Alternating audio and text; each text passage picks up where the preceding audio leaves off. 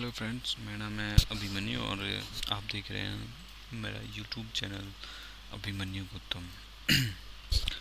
तो चलिए guys start करते हैं। एक्चुअली मैं पूरी सीसेने की सीरीज़ पे काम कर रहा हूँ और मैंने काफ़ी वीडियोस अपलोड कर चुका हूँ और मैं अभी जो है सेक्स पार्ट 1 जो है मैं कंप्लीट कर चुका हूँ। और अब जो मैं स्टार्ट करने जा रहा हूँ वो है द सिस्को iOS, यानी कि हमारा जो भी स्टडी होगी वो हमारी होगी सिस्को iOS पे। तो गाइज़, जिन फ्रेंड्स ने मेरा चैनल सब्सक्राइब नहीं किया वो सब्सक्राइब कर ले, आप ही का फ़ायदा है। फ्री ऑफ कॉस्ट आपको मैं ट्रेनिंग दे रहा हूँ और जैसे ही मेरा CCNA कंप्लीट होगा मैं बहुत जल्द इसको कंप्लीट करूँगा और फिर उसके बाद CCNP पे भी मैं वीडियोस बनाऊँगा, डोंट वरी। तो चलिए गाइज स्टार्ट करते हैं। अब इसमें मैं सेक्शन 10 पे हम पहुंच चुके हैं और जो कि है हमारा राउटर कंपोनेंट। हम इसमें इस चैप्टर में हम इस वीडियो में बात करते हैं राउटर कंपोनेंट्स की, कि राउटर में क्या क्या कंपोनेंट्स होते हैं, कैसे यूज होते हैं। वो इसमें जस्ट लिटिल डिस्क्रिप्शन होगा उसकी वर्किंग में।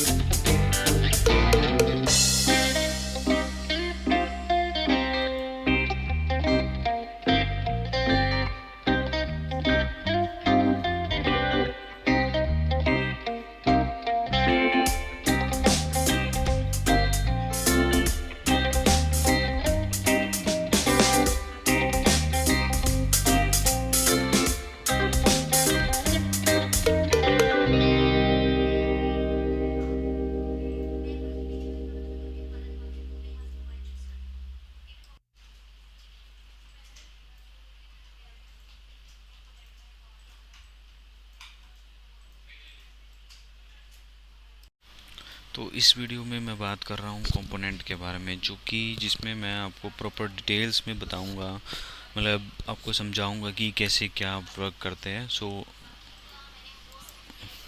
B online and watch the video, let's start. अब मैं बात करता हूँ, सबसे पहला पॉइंट आपको बताता हूँ जो कि है राउटर मेमोरी कंपोनेंट्स। हर यानी कि हर एक डिवाइस में एक मेमोरी की बहुत ज़्यादा इम्पोर्टेंस होती है और अगर हम राउटर्स इसको में बात कर रहे हैं, CCNA में हम पढ़ रहे हैं, तो हमें इसका नॉलेज होना बहुत ही ज़रूरी है।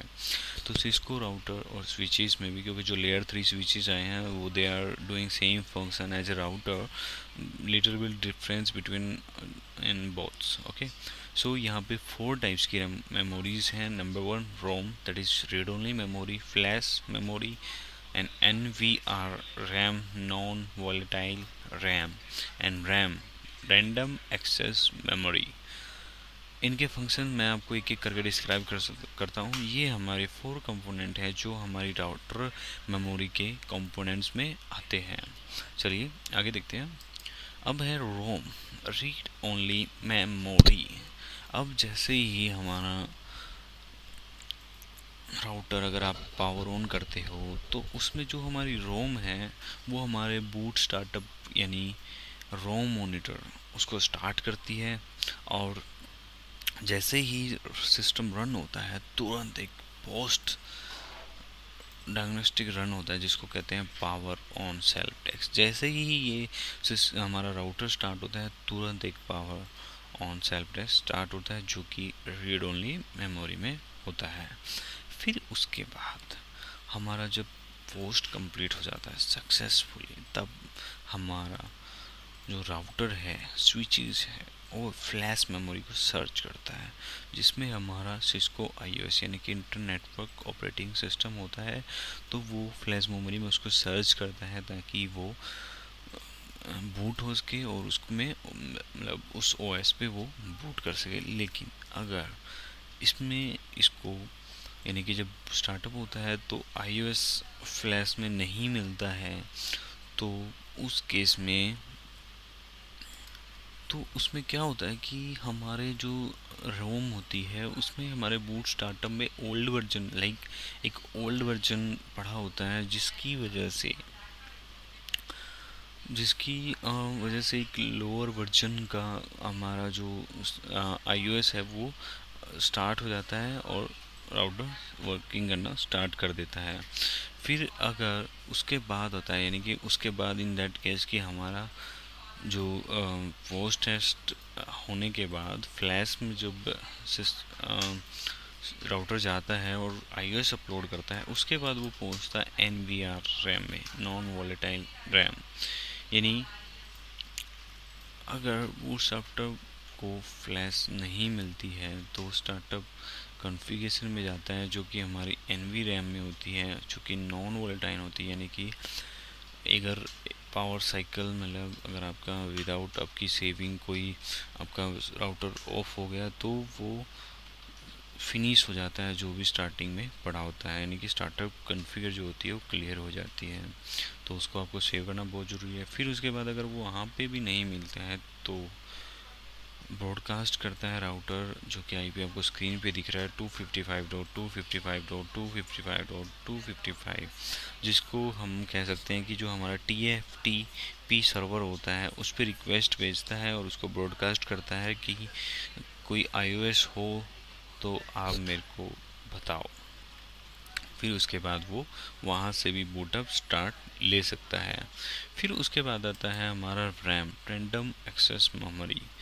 रैंडम एक्सेस मेमोरी क्या है कि अगर आपका iOS startup configure NVR RAM is loaded into RAM and become the running configuration, यानी जब आपका राउटर स्टार्ट हो जाएगा तो उस टाइम जो हमारी रैंडम एक्सेस मेमोरी है वो उस पर काम करेगा और जो भी आप कॉन्फ़िगरेशन उसमें चेंजेस करोगे, कॉन्फ़िगरेशन करोगे, वो उसी पे रहेगा जब तक आप सेव नहीं करोगे। क्योंकि अगर आपने सेव नहीं किया, जैसे ही पावर साइकिल चेंज होगा आपका जो डेटा है वो लॉस हो जाएगा। सो आपको स्टार्टअप कॉन्फ़िगरेशन यानी आपको रनिंग कॉन्फ़िगरेशन स्टार्टअप कॉन्फ़िगरेशन में सेव करनी होगी, जिसको मैं अच्छे से बताऊंगा आपको, डोंट वरी।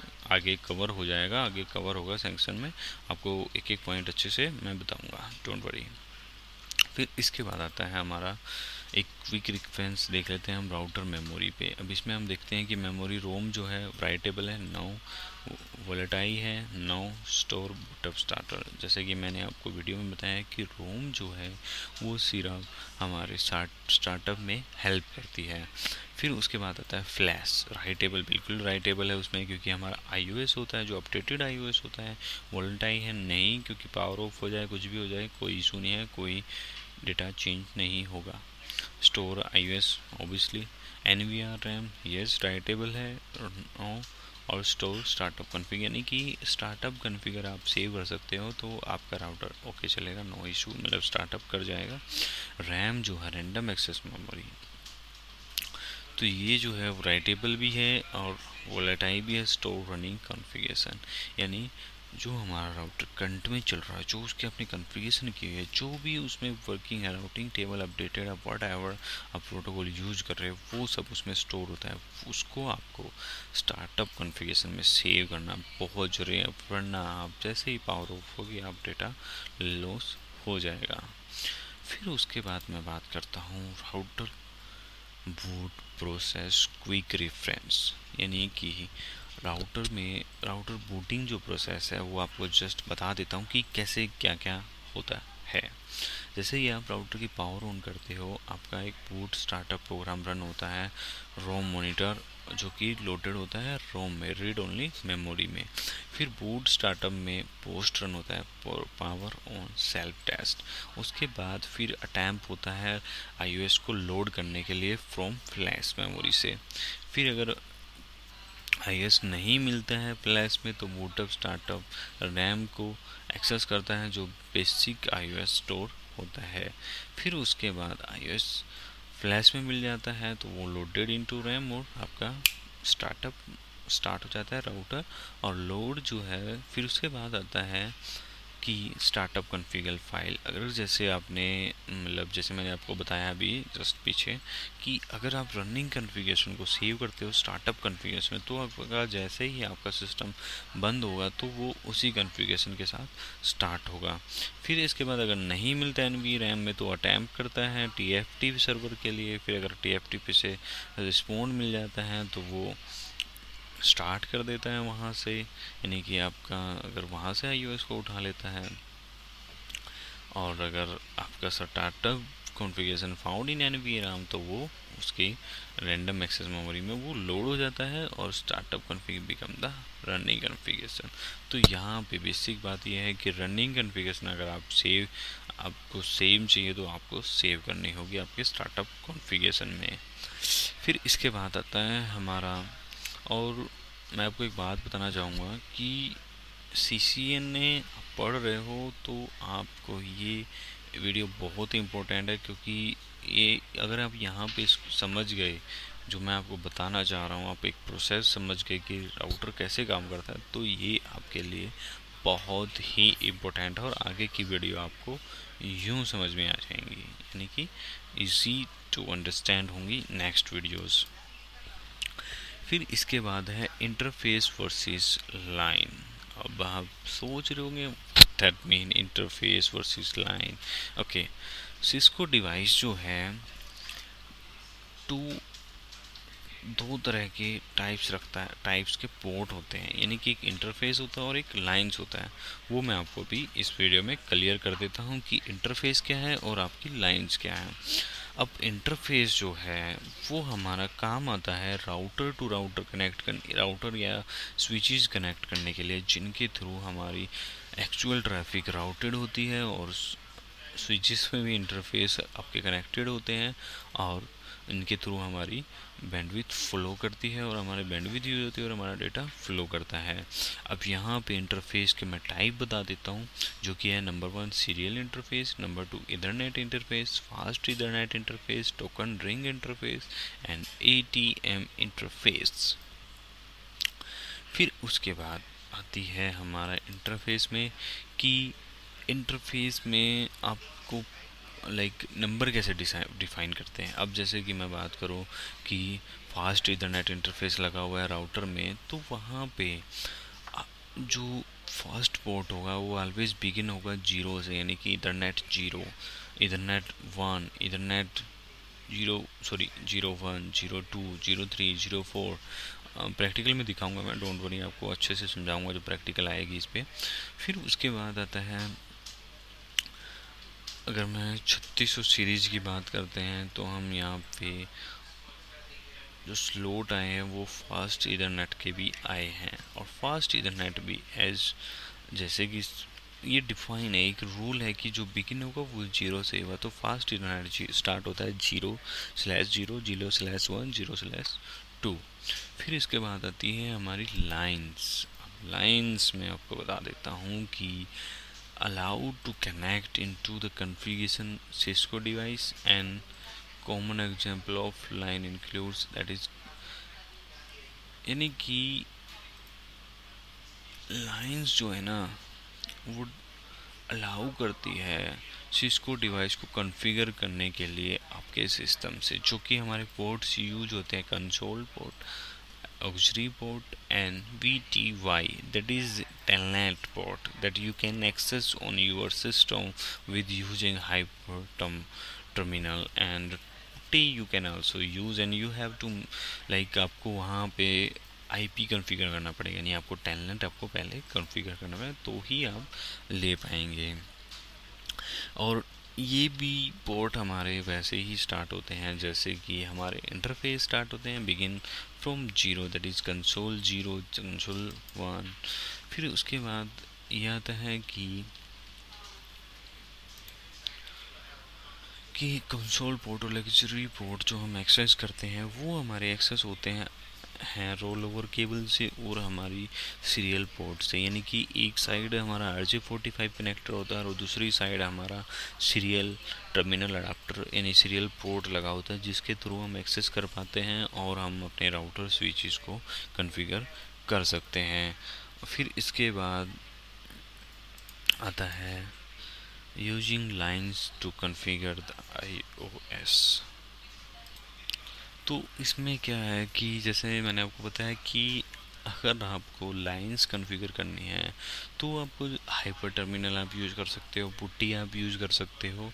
और इसमें जो आपकी कॉन्फ़िगरेशन होगी वो होगी बीट्स पर सेकेंड 9600 बाउल, और डाटा बिट्स जो होंगी वो 8 होगी, और प्रायोरिटी जो होगी नन होगी, stop bits 1, flow control hardware. फिर उसमें क्या है कि हमारे जो सिस्को डिवाइसेस हैं वो ऑक्सरी पोर्ट्स के साथ भी हमारे एक्सेस हो सकते हैं। कंसोल पोर्ट से हम उसको एक्सेस कर सकते हैं ईजिली। उसके लिए जैसे कि मैंने आपको बताया कि हमारा कनेक्टेड होना चाहिए, यानी कि RJ45 से हम कनेक्ट कर सकते हैं, कॉम केबल से हम उसको कनेक्ट कर सकते हैं अपने सिस्टम के सीरियल पोर्ट में लगा के, और उसको ईजिली एक्सेस कर सकते हैं। और जो टेलनेट है वो आज SSH भी बोला जा सकता है, और उसमें 255 VTY कनेक्शन को सपोर्ट करता है, और जो आप जिसके लिए आपको एक इंटरफेस यानी कि VTY इंटरफेस पे आपको IP एड्रेस कॉन्फ़िगर करना होगा, और उसमें आपको पासवर्ड भी देना होगा।